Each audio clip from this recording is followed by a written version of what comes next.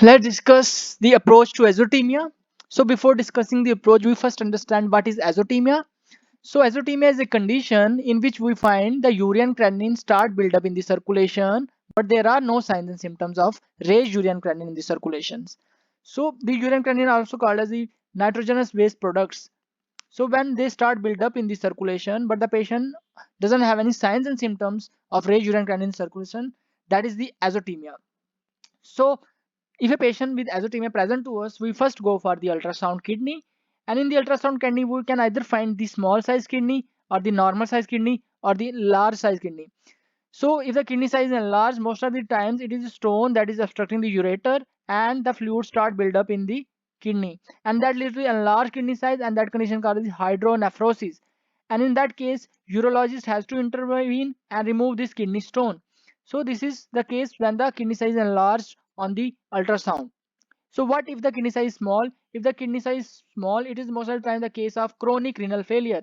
In that case, we have to treat the chronic renal failure to delay the further progression of the disease. However, if the disease further progress and the patient can land up in the end stage renal disease, in that case, we need the dialysis. In that, we remove the urine creatinine from the circulation by dialysis.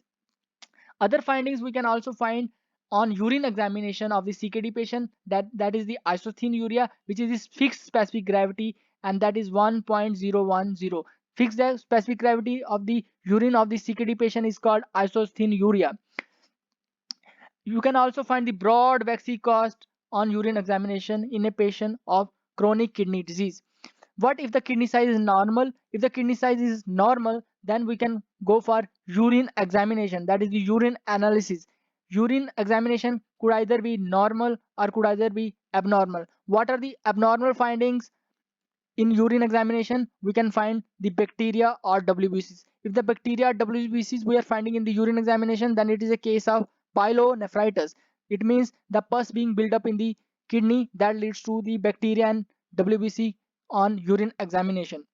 If we are finding the eosinophils on the urine examination, then it is a case of allergic interstitial nephritis. We know that any condition in which the eosinophil being raised in the circulation, that indicates the allergy is there, and that is also the case with allergic interstitial nephritis.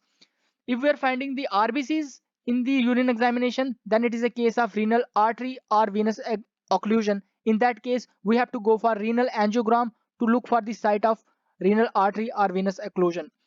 Now, if we're finding the RBC cost, or we can say the dysmorphic RBCs along with proteinuria, we know that we find dysmorphic RBCs in the case of glomerulonephritis. In that case, we have to go for renal biopsy. Now, if we're finding the muddy cast, amorphous sediment, and proteinuria on urine examination, then it is a case of acute tubular necrosis. In acute tubular necrosis, we find the muddy cast, amorphous sediment. Now, what if the urine examination is normal? If the urine examination is normal, then we will go for urine electrolytes. In that, we will check the fractional excretion of sodium, that is the FeNA, and the urine osmolality. Fractional excretion of sodium, if it is less than 1 percentile, and urine osmolality if it is more than 350, then it is a case of pre-renal azotemia. Pre-renal azotemia. If it is more than 1, FeNA is more than 1, and urine osmolality is less than 350, then it is a case of acute tubular necrosis.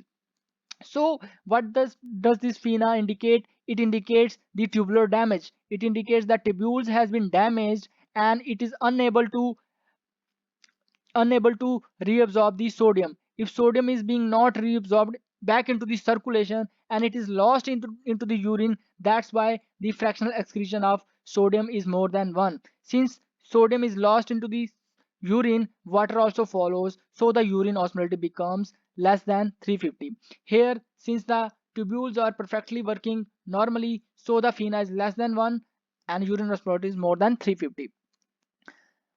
Now let's discuss certain cast on urine examination. We can have either the acellular cast or we can have the cellular cast. Acellular cast we have the hyaline cast and the granular cast. By the cellular cast we have the red blood cell cast and the white blood cell cast. Out of all the four casts, hyaline cast is most common, and it is usually seen whenever there is a dehydration or whenever the patient is doing exercise. This is most commonly seen, and it is made of Tom Horsfall protein. Made up of Tom Horsfall protein. Now the granulocyst and the red blood cell cast are always pathological, and we can find it whenever there is a glomerular damage or whenever there is a vasculitis. We find the granulocyst or the red blood cell cast. Now this is the white blood cell cast. We find whenever there is an infection, whenever there is an infection, as already discussed in pyelonephritis also, and also in allergic interstitial nephritis, nephrotic syndrome, and post streptococcal nephritis, we also have white blood cell cast. Now this is the muddy brown cast. This is the muddy brown cast.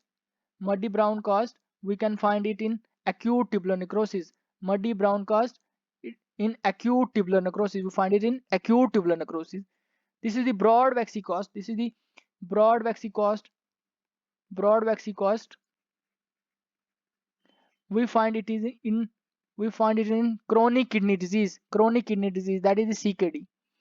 That's it. Thank you.